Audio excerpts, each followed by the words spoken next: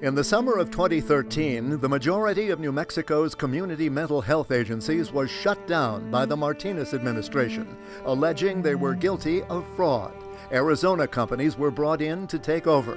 1 year later, the fraud allegations remain unproven, and the entire mental health system has been seriously compromised, affecting many vulnerable New Mexicans. It's easier just to die than it is to get help. Some of these children have committed suicide. They shot to kill, not to disarm. The whole community is reeling from it. People are afraid of what's going on.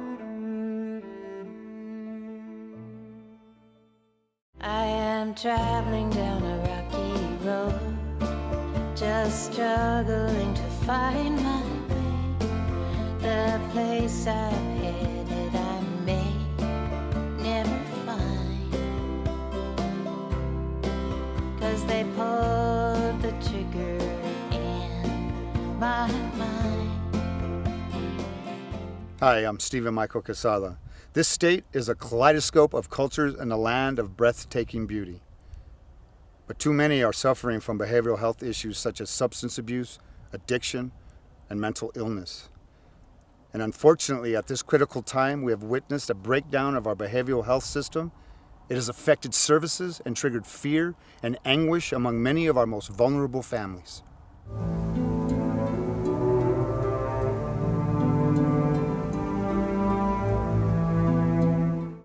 I think what's happened in behavioral health in New Mexico, instead of taking a step up, I think it's taken a step down and a step backwards.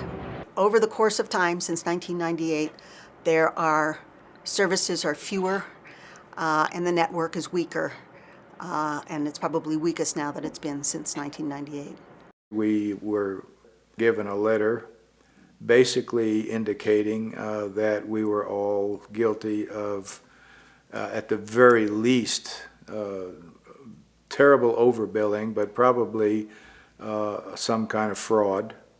I think we've put many of our good providers out of business. These are New Mexico businesses.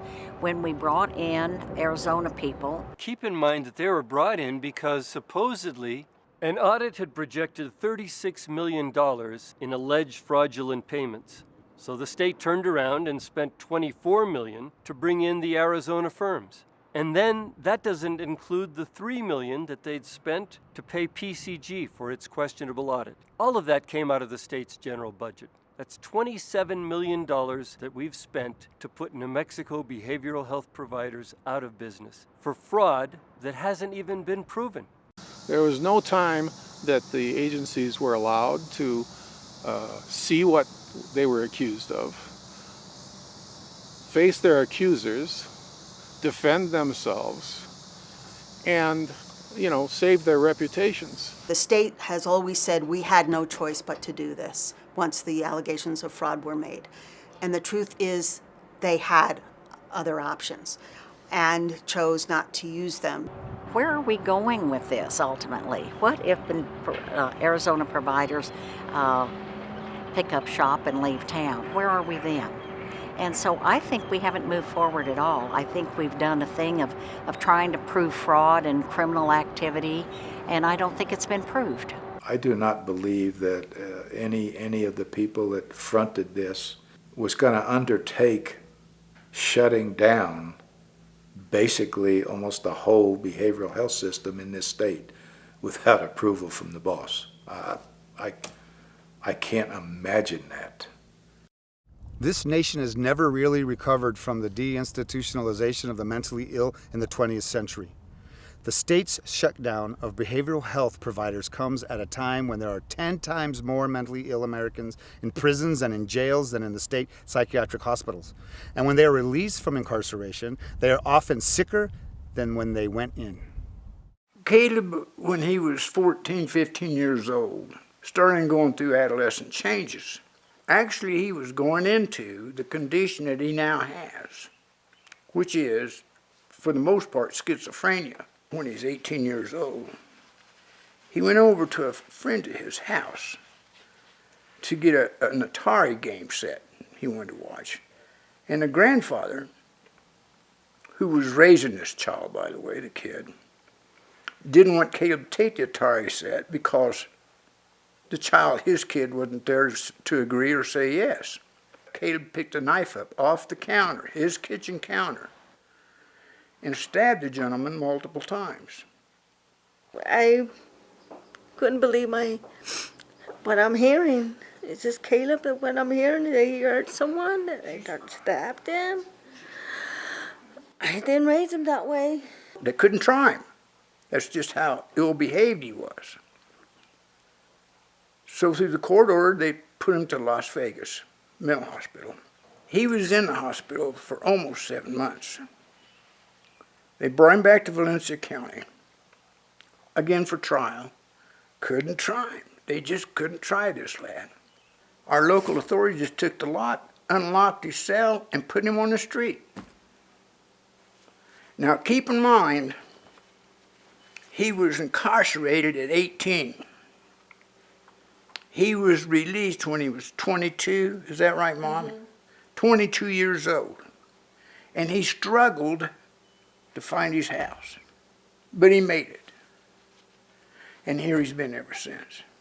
When he gets back here and starts going to Valle del Sol, he was supposed to be in their day program 5 days a week. Well, then that was cut back to 4 days a week.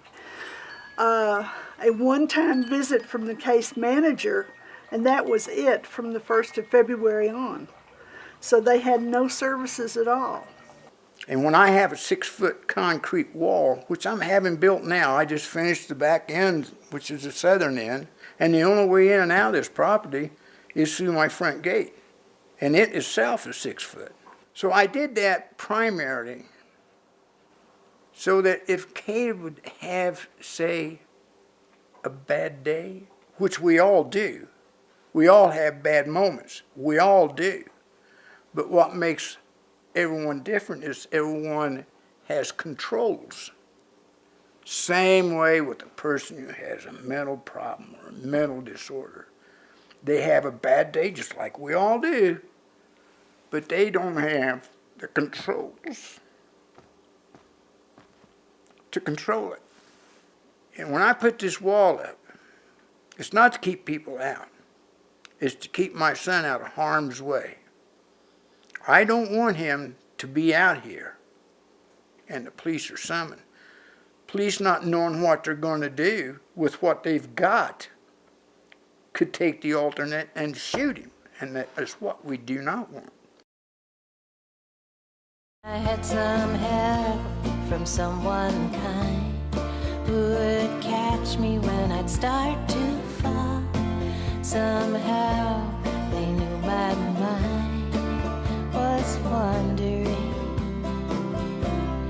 through the shades and the shadows through it all. I think that understanding mental illness is a very difficult thing to do, and I have to say it was difficult for my family. I have a grandson that's schizophrenic and bipolar.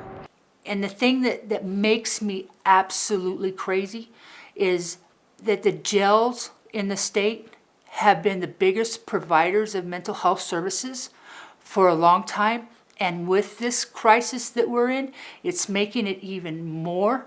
We're treating very often people with mental illness as criminals. They may do some criminal acts, but are they doing criminal acts because they're not getting the kinds of services that they need in order to stabilize themselves? From kindergarten all the way to high school, Lawrence was never in trouble with the law. This is from the Honorable George Bush for an outstanding academic and excellent student. And one day, it happens a lot to a lot of people. He wasn't Lawrence anymore. He was totally a different person. And I took him to the hospital, and he was diagnosed with paranoid schizophrenia. It was Easter Sunday. And Lawrence had an episode into where he's been incarcerated for this episode now for reasons that he couldn't control. He had been begging and begging for med changes. and he just pushed me, and it turned into not a very good, nice scene. I called the police because I couldn't control him. He'd called the police on himself 2 days prior, and he's in jail. And I think that he shouldn't be there because he needs to be in a place where he's going to get help. He needs to get on the right medications, and he wasn't. And he was yearning for help. He was like, please help me. The system that they switched to destructed my son's life even more than it was already. Everything should have been left as it was prior to La Frontera coming in. The nurse would give him the meds, and then different people would just come over and give him meds, different kind of meds, to the point where he couldn't get up or eat, or he was just very neglected to the point where he's already lost his home. And I could only do so much as a mother, as a woman. And I'm strong. Southwest Counseling was always there. I could pick up the phone at 2 o'clock in the morning and say, Miss Wallace, which is Laura Wallace, that was the actor and director of the ACT ACT program. She'd pick up the phone at 2 in the morning, where this new company, the ACT, would never call me back unless my son was, when it was just literally too late. He's been incarcerated for over a month and a half now, and I went to the district attorneys, and they were really nice with me. And hopefully I might be able to see him for my birthday on Friday, and I'm looking forward to it. This is what my son was, and this is what I want my son to be again. Community mental health centers have served as safety nets for thousands of New Mexicans for many years. Cultural competency and trust are crucial factors in the service delivery, especially in rural areas. The shutdown of provider agencies that have served these areas for generations and their replacements with firms from another state and a different culture have had a profound effect on many New Mexico communities. The state didn't have a very good transition plan in place. Had a provider gone out of business, the provider itself would have had to develop a transition plan to assure that every single person was cared for properly and services continued. The state uprooted 15 providers and didn't have a transition plan. A lot of the professionals left. They quit. They're fearful of what New Mexico is doing with behavioral health. They're afraid of their licenses. They aren't being treated very well. It was a very hostile environment. They came in with promises, and you're all going to be hired back on again. But then after the transition, it had all changed to, oh, we're admin heavy, or if you said the wrong thing, then you were gone. You were gone. We just heard Monday of this week, and today's only Wednesday, Monday of this week, that La Frontera that took over service provision in the South, they took over Southwest Counseling Services, laid off 87 staff people. And we have no idea how many of those are clinicians, how many of those are administrators or support personnel. We don't know because nobody's talking. We started out before the transition about 130 clients. After transition, I would say it was probably about 105, 110 clients. So there was a few clients that we had lost during the transition. Overall, I know in Los Lunas there was over 900 clients, and now to date there's about 350. Where they went, I don't know. I worked for Agave for one paycheck, and I got one paycheck and was so sick to the stomach that I decided I cannot earn another paycheck from this firm. I found it morally objectionable, morally questionable, and I had to stop. I do know that medication management within our mental health system is suffering. I do know that clients that have transitioned with these companies are still waiting for psych evals, and they are not receiving the services. We have had triage level 1 clients, which are clients fresh out of the hospital, being turned away. There needs to be some accountability on, what is the impact on clinical service? Because under federal law, they're required to have an adequate provider network, and that services to be provided with reasonable promptness. Those are the federal buzzwords. And in New Mexico, the promise is if you have an emergency that you're seen in 2 hours, if you have an urgent need, you're seen in 24 hours, and for behavioral health care, if you have a regular appointment, you should have one in 2 weeks. We forged a bond that would never break. They lift me up when I call. We talk it through and work it out, and they stand with me through it all, through it all. What happens with individuals with mental illness is they will become silent and they'll disengage from the treatment that they've already been undergoing. People are moving away from services. And, I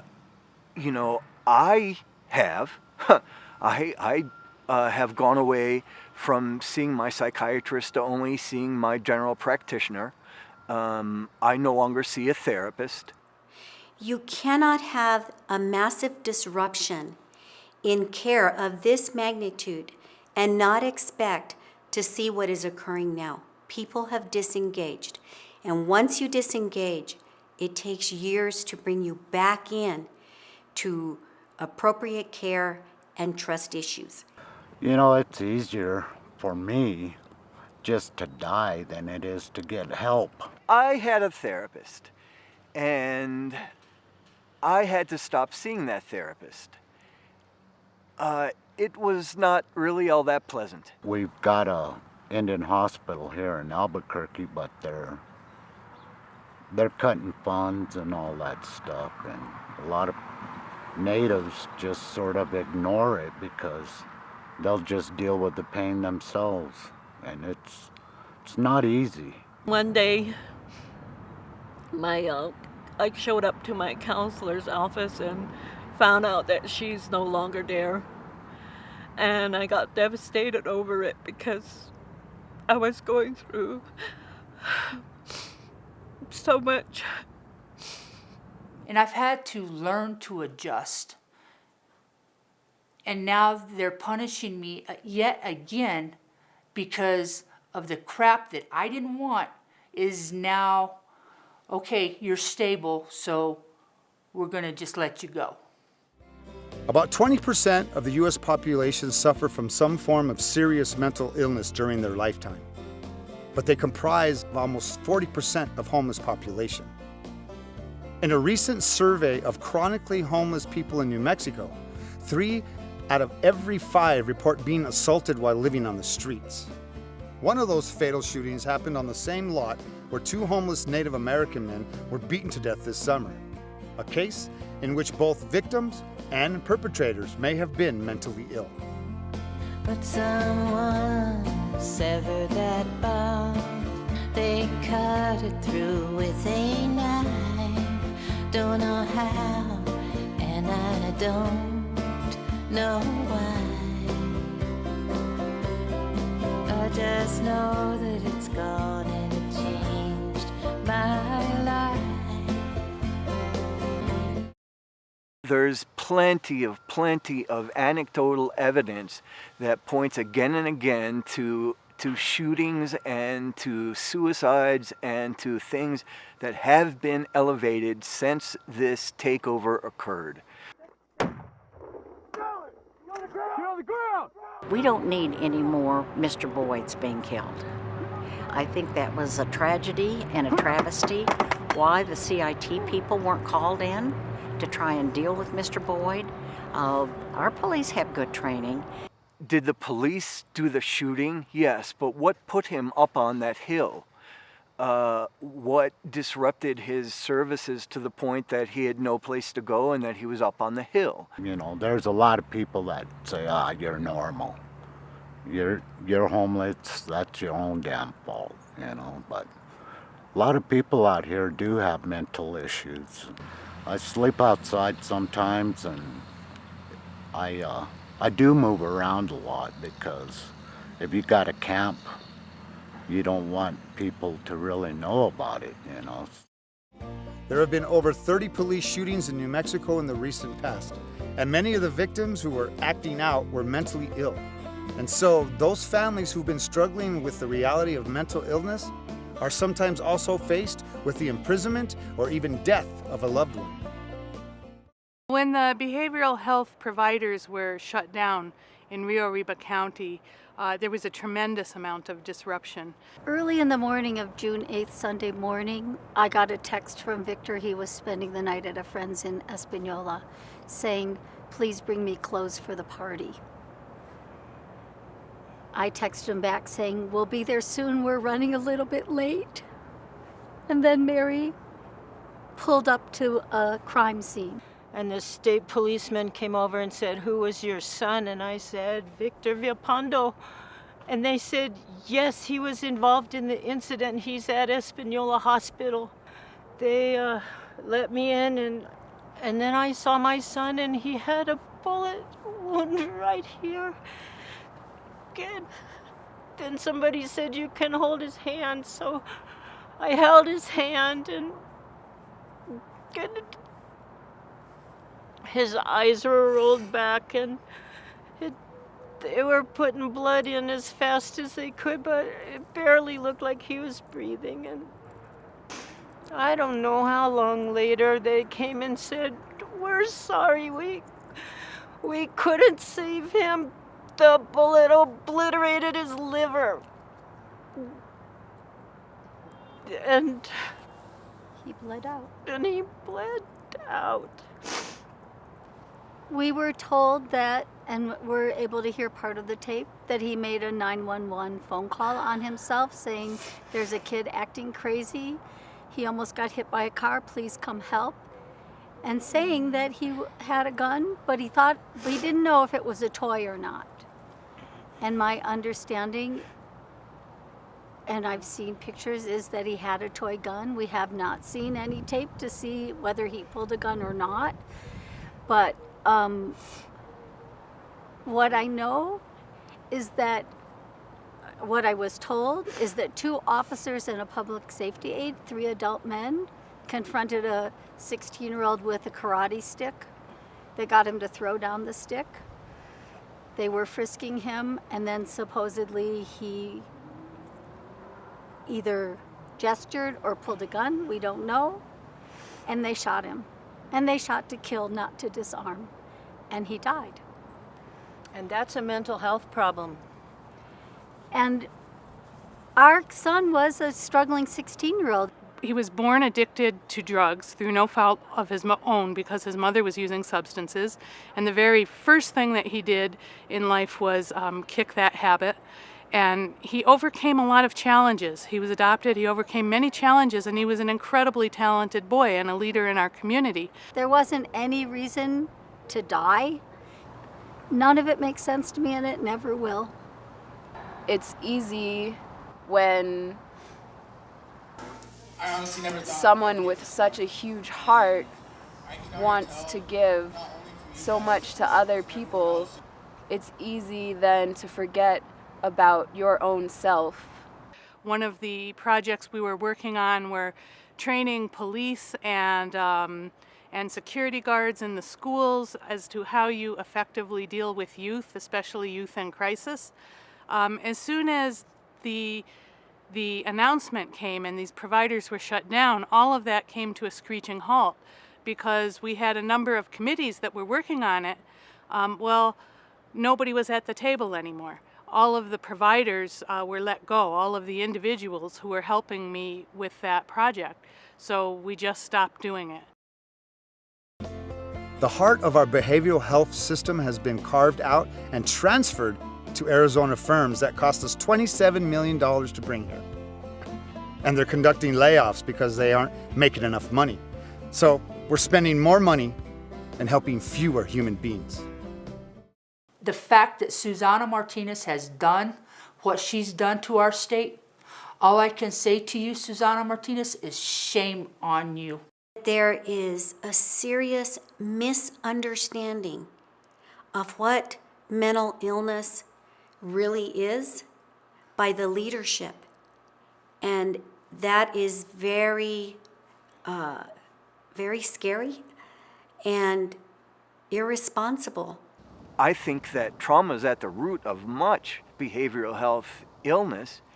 And so to bring in a whole new system and force people into a whole new way of doing things just forced more trauma upon people. I'm not exactly sure why this happened. I wish we had our Woodward and Bernstein. I think if you follow the money, there might be a story there. The only thing I can think of is that she wanted to be the #1 prosecutor of fraud in the United States. As far as I'm concerned, it was politically motivated. It couldn't have been something that was done for the people of New Mexico, because the people of New Mexico were taken out of the equation and some people from Arizona were brought into it. A lot of people in northern New Mexico voted for the governor when she ran because she was a Hispanic woman who seemed to care about their concerns, their needs, their problems. They're the ones who now are going without services. They're the ones whose kids can't get in to see a doctor, can't get in to see the counselor that was working with them. They're the ones whose relatives are going without the alcohol or drug treatment that's so badly needed. We're not looking at this as it wasn't just a loss of a job, it was a loss of a community. We lost cherished and valued members. Some of these children have committed suicide. I lost a very dear friend of mine who experienced such injustices due to a heroin overdose when she was turned away from a local homeless shelter in Albuquerque. If we don't have available supports for these individuals to go, they do not stand a chance in this lifetime. There will be no hope for them unless you reinstill the hope that we had already established as a community. Congratulations, we're out of business. Congratulations, there are hundreds of people without jobs now in New Mexico. Congratulations. Congratulations, there's thousands of mentally ill without services. Congratulations. And now do all you can to destroy these people's reputations. Congratulations. My question is, why? Why? Why did you do this? This year's state budget contains a $50 million increase for behavioral health, much of it from a federal match. That will mean more money, but fewer lives will be helped, because the lion's share will go to big corporate managed care companies. We need to get more resources onto ground zero, where there's a crucial need for outreach, case management, day programs, peer counseling, and drop-in centers, because that is where the people are. Grassroots and community-based programs are what the old system was all about. And they actually saved money. The choice is ours. Now I'm back on that rocky road, through the shades and the shadows. The place I'm headed I may never find, 'cause they pulled the trigger in my mind. Yes, they pulled the trigger